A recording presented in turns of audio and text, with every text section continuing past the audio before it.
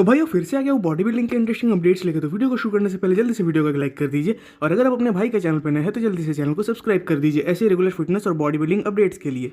अब भाई आज की जो सबसे पहली न्यूज़ निकल के आ रही है वो आई थिंक इस मोमेंट में हमारे बॉडी बिल्डिंग इंडस्ट्री में एक काफ़ी बड़ी न्यूज़ है। और वो न्यूज़ कोई खुशी की न्यूज़ तो नहीं है, बल्कि काइंड ऑफ सैड न्यूज़ है। खासकर body building fans, even Andrew Jacked के फैंस के लिए तो ये सही में एक सैड न्यूज़ ही है। इवन शायद बहुत लोगों को पहले से इसके रिगार्डिंग थोड़ा बहुत अंदाजा था भी कि शायद ये चीज़ हो सकती है। तो एंड्रयू जैक ने कल ये अनाउंसमेंट कर दिया कि वो दोनों आर्नोल्ड क्लासिक्स यानी आर्नोल्ड क्लासिक ओहायो और आर्नोल्ड क्लासिक यूके दोनों शोज से अब बाहर रहेंगे, इन द सेंस कि कम्पीट नहीं करेंगे।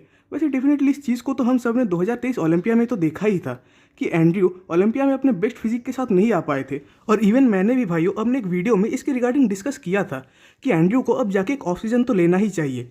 इवन उनको उस चीज़ की ज़रूरत भी है, क्योंकि वो शायद लगभग 1 या 1.5 साल से कंटिन्यू प्रेप मोड पे चल रहे हैं, जिसके वजह से वो ऑफ सीजन पे नहीं जा पा रहे थे। एंड सिर्फ एंड्रयू के फिजिक को ही रेस्ट की ज़रूरत नहीं है, बल्कि एंड्रयू साइज वाइज भी स्टेज पे थोड़े स्मॉल तो दिखते हैं, खासकर अपने हाइट वाले बॉडी बिल्डर्स यानी सैमसन दादा जैसे बॉडी बिल्डर्स के कंपैरिजन में। तो उस चीज़ यानी मास को ग्रो करने के लिए भी इनको एक ऑफ सीजन की ज़रूरत है। इवन इस साल ओलंपिया के बाद उनका ये प्लान भी था, बट देन अचानक उन्होंने अनाउंस किया कि वो आर्नोल्ड क्लासिक्स में कम्पीट करेंगे। बट अब अगेन वो अपने प्रीवियस डिसीजन पे आ गए हैं, एंड डेफिनेटली मैं इस चीज़ को सपोर्ट भी करता हूँ। इवन एंड्रयू का ये भी मानना है कि अगर वो आर्नोल्ड क्लासिक में कम्पीट करते हैं और उसको जीत नहीं पाते, देन उस कंपटीशन में सिर्फ टॉप 3 में आने से उनको कोई फायदा तो नहीं होने वाला। खासकर वो उस टाइम में अपने फिजिक को इंप्रूव कर सकते हैं, जो कि डेफिनेटली एक बहुत ही समझदारी वाली सोच है। एंड आई थिंक कि फैंस को भी एंड्रयू के इस अप्रोच को सपोर्ट करना चाहिए, जिससे कि नेक्स्ट टाइम एंड्रयू एक बेटर और बिगर फिजिक के साथ स्टेज पर आ पाए। इवन मैं अगर अपना पर्सनल ओपिनियन दूँ तो आई थिंक कि एंड्रयू को 2024 पूरा ऑफ सीजन रखना चाहिए, जिसमें कि वो अपने फ्रेम में ज़्यादा से ज़्यादा मास ऐड कर पाए। क्योंकि अगर इन्हें सही में सैमसन दादा जैसे बॉडी बिल्डर को स्टेज पे बीट करना है तो इन्हें अभी भी कम से कम 10 से 15 पाउंड्स और क्वालिटी मास की ज़रूरत है, एंड वो कुछ महीनों के ऑफ सीजन से तो नहीं आने वाला। एंड आई थिंक कि एंड्रयू को 2024 को ऑफ रख के 2025 आर्नोल्ड क्लासिक के रिगार्डिंग प्लान्स बनाने चाहिए, क्योंकि अगर वो कुछ महीनों के ऑफ सीजन के बाद कमबैक करते हैं देन स्टिल उन्हें इस साल ओलंपिया के लिए क्वालिफिकेशन लेना होगा, और इस कम टाइम में तो वो उस लेवल का मास ऐड नहीं कर पाएंगे। एट देन फिर से उनकी प्लेसिंग वही सेम जगह पर अटक के रह जाएगी। तो डेफिनेटली इन्हें एक लंबे ऑफ सीजन की ज़रूरत है। अब भाई अगली अपडेट है हमारे म्यूटेंट निक वॉकर की तरफ से।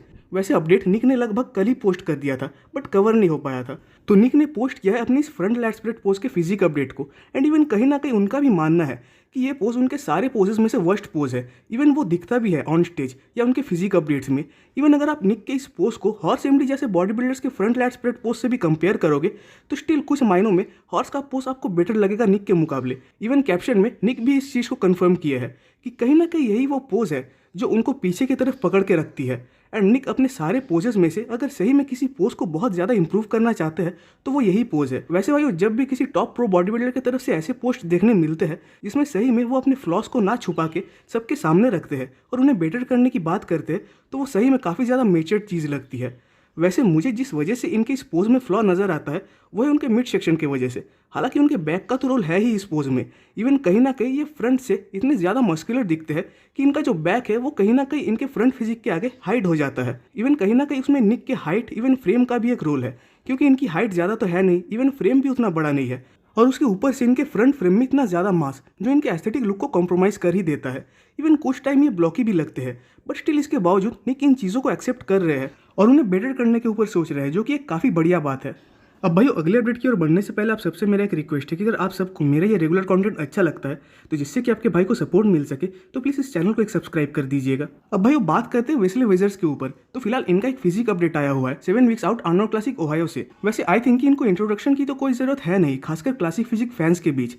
इवन करंटली ये वर्ल्ड के top 7 best classic physique body builder भी है। इवन पूरे क्लासिक फिजिक लाइनअप में ये उन बॉडी बिल्डर्स में से आते हैं जिनके फिजिक में आपको कोई भी बॉडी पार्ट्स मिसिंग नहीं दिखेंगे। खासकर इनका जो बैक है वो सही में काफ़ी इंप्रेसिव दिखता है।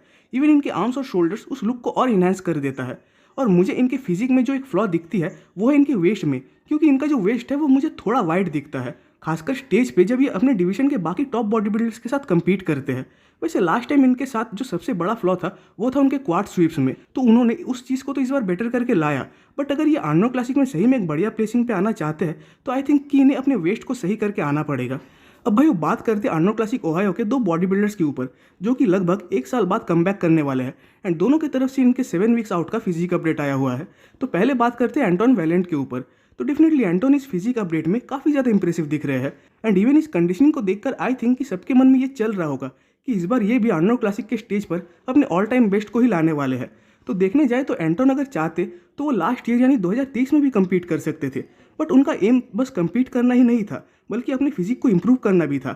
इवन इन्होंने और जेम्स हॉलिंगसेट ने शायद लगभग एक ही टाइम या कुछ आगे पीछे अनाउंस किया था कि वो 2023 के पूरे सेशन को ऑफ रखेंगे, क्योंकि दोनों ही ओलंपिया 2022 के प्लेसिंग से खुश नहीं थे या सेटिस्फाइड नहीं थे।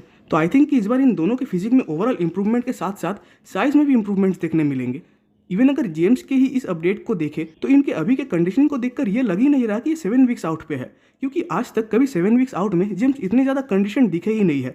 बट स्टिल जेम्स को अपने कंडीशनिंग को मेंटेन करते करते एक चीज़ पे ध्यान रखना है कि ये कहीं कंडीशनिंग को चेस करते करते अपने फुलरनेस को ना खो दे, और जेम्स को कंडीशनिंग और फुलरनेस दोनों चीज़ों को मेंटेन करके ही स्टेज पे आना होगा।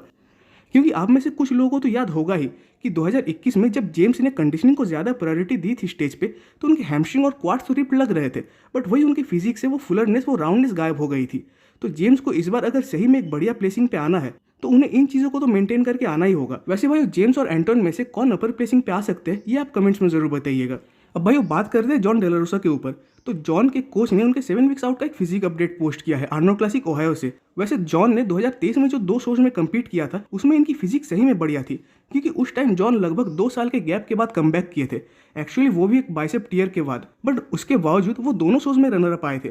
तो देखने जाए तो इनको कम्पीट करते एक लंबा टाइम तो हो ही गया है, बट अभी तक बाइसेप इंजरी को छोड़कर इनके साथ कोई मेजर इंजरी देखने नहीं मिली है।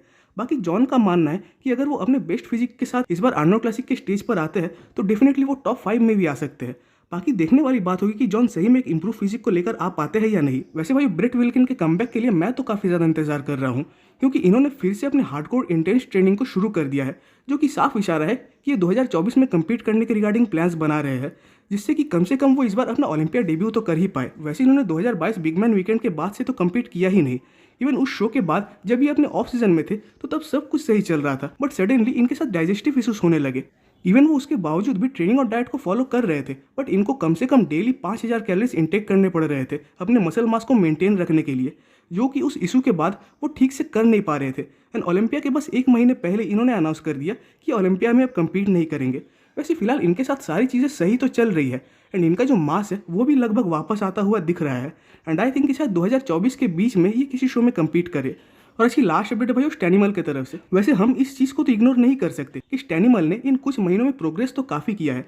इवन मेरे समझ से तो ये बाहर है कि ये शो के 26-27 हफ्ते पहले भी इतने हार्ड कंडीशनिंग को कैसे कैरी कर रहे हैं। इवन अगर अभी के इनके फिजिक अपडेट को देखें तो वो चाहे तो बस कुछ हफ्तों के प्रेप से ही किसी भी शो में कम्पीट कर सकते हैं। वैसे लास्ट ईयर वैंकूवर प्रो के स्टेज पे हसन मुस्ताफा के अगेंस्ट सेकंड आए थे, बट इस साल खासकर इस कंडीशनिंग को देखने के बाद मुझे इनसे काफ़ी उम्मीद है कि शायद ये इस बार ओलंपिया में क्वालिफाई हो ही जाएंगे, और डेफिनेटली ये जिस भी शो में कम्पीट करेंगे उसमें कंडीशन तो आएंगे ही। इवन लास्ट ईयर भी इन्होंने जिन शोज में कम्पीट किया था वो उन शोज में मोस्ट कंडीशन बॉडी बिल्डर थे। बाकी देखते हैं कि इस साल ये क्या करते हैं। तो भाई आज की वीडियो ये पे खत्म होती है। कमेंट्स में जरूर बताइएगा कि आपको वीडियो कैसा लगा। वीडियो अच्छी लगी तो वीडियो को एक लाइक कर दीजिए, और नेक्स्ट वीडियोस के अपडेट सबसे पहले पाने के लिए चैनल को सब्सक्राइब कर दे और बेल आइकन को प्रेस कर दे।